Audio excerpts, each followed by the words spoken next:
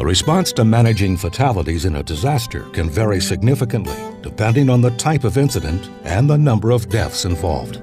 Deaths from a pandemic would be handled in a different manner than those from an explosion.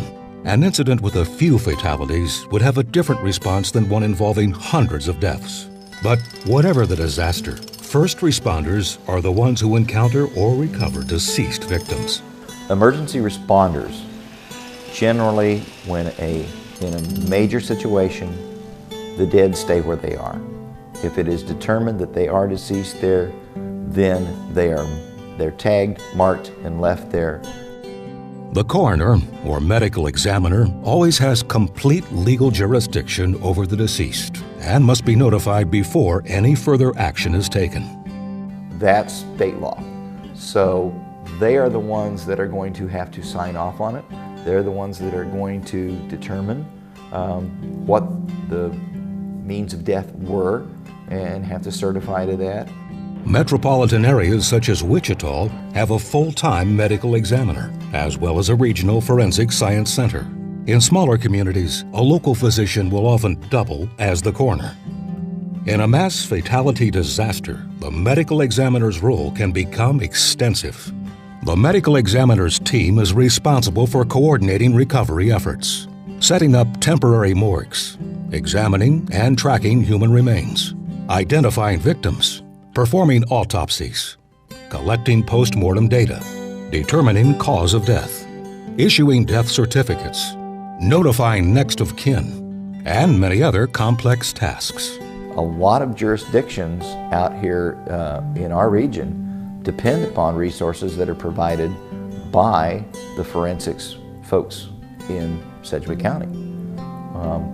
If you have a widespread incident, those people may be looking for other ways of getting resources in to help them. And one of those other resources is the Kansas Funeral Directors Association disaster team. We would be brought into the disaster at a point where the medical examiner's office is beyond their capacity and staff of what they're able to do.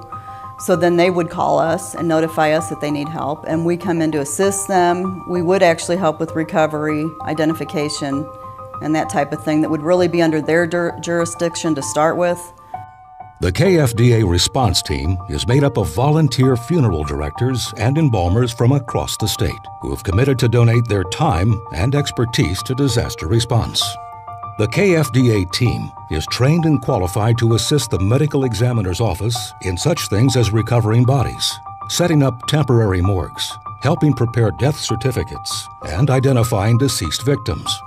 If we're lucky, there's identification on them, some type of identification, and of course fingerprints, dental records, sometimes just the clothing that they're wearing. A lot of that involves being able to talk with the families early on so that we can see, what they were wearing or scars that they have or tattoos or those type of things that would help identify them. Once the medical examiner has released the remains, the KFDA teams can then begin the important task of providing assistance to the families of the deceased and arranging for disposition of the bodies. At that point, we would obviously notify the families right away and start trying to find out what their wishes are. A lot of that would involve getting with their local funeral homes. Some of the people might not be from the local area, and so we would have to talk about transporting them and maybe shipping them on airlines, that type of thing.